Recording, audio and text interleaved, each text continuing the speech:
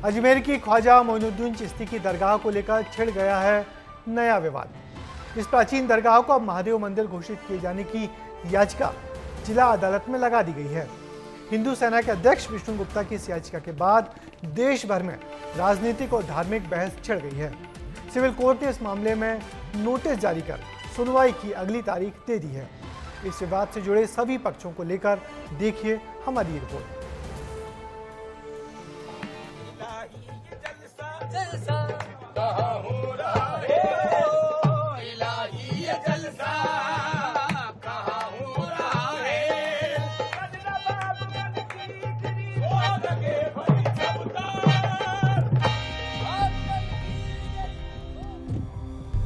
अजमेर की विश्व प्रसिद्ध ख्वाजा मोइनुद्दीन चिश्ती की दरगाह इन दिनों सुर्खियों में है। वजह है दरगाह को महादेव मंदिर घोषित किए जाने की याचिका। हिंदू सेना के अध्यक्ष विष्णु गुप्ता ने याचिका दायर की, जिसके बाद राजनीतिक और धार्मिक बहस छिड़ गई। अजमेर शरीफ दरगाह को संकट मोचन महादेव मंदिर घोषित किए जाने की मांग उठाई जा रही है। इसे लेकर अजमेर के सिविल कोर्ट में याचिका दायर की गई है। 25 सितंबर 2024 को शिव मंदिर होने का दावा ठोका गया। 27 नवंबर को कोर्ट ने याचिका मंजूर कर दी।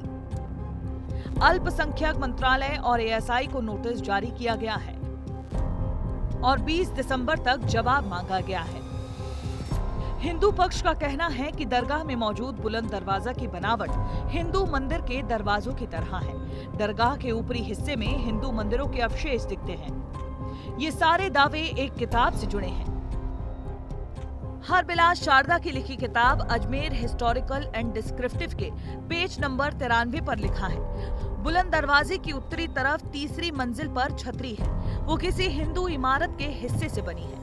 पेज नंबर 94 पर लिखा है, छतरी में जो लाल रंग का बलुआ पत्थर का हिस्सा लगा है वो किसी जैन मंदिर का है। किताब के पेज नंबर 96 पर लिखा है, बुलंद दरवाजे और अंदर के आंगन के नीचे पुराने हिंदू मंदिर के तहखाने हैं।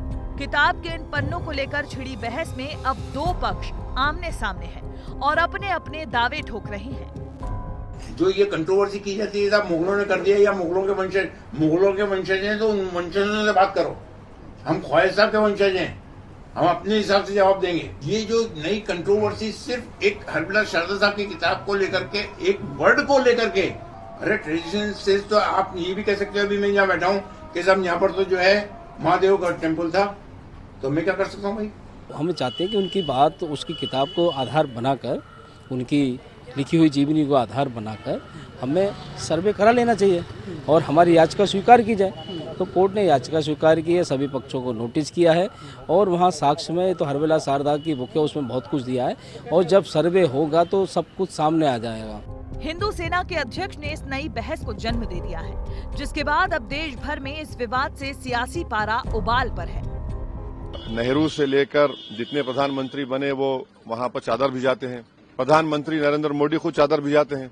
आखिर क्यों इतनी नफरत पैदा कर दिए बीजेपी आरएसएस वाले मस्जिद दरगाहों के ताल्लुक से? अजमेर शरीफ जैसी श्राइन जहां मुसलमानों से ज्यादा हिंदू श्रद्धा रखते हैं, तो मुझे लगता है कि इसके बाद मुसलमानों के घरों में ढूंढना शुरू कर देंगे। कहीं ना कहीं ये नहीं चाहते हैं कि हमारे युवाओं को रोजगार मिले, हमारे बच्चों को आरक्षण मिले। मंदिरों पर मस्जिद बनाने का जो उनका एक मुहिम चला था उसको समाप्त कर दिया गया होता नेहरू के द्वारा, तो आज हमें कोर्ट में अर्जी देने की जरूरत नहीं पड़ती।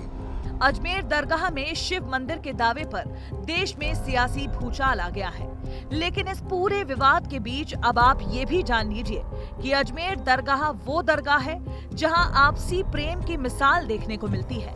ख्वाजा मोइनुद्दीन चिश्ती की अजमेर दरगाह में हर साल प्रधानमंत्री नरेंद्र मोदी खुद चादर भेंट करते हैं। ऐसा कहा जाता है कि हर दिन अगर यहाँ हजारों ज़ायरीन आते हैं तो उसमें सबसे ज्यादा गैर मुसलमानों की संख्या होती है।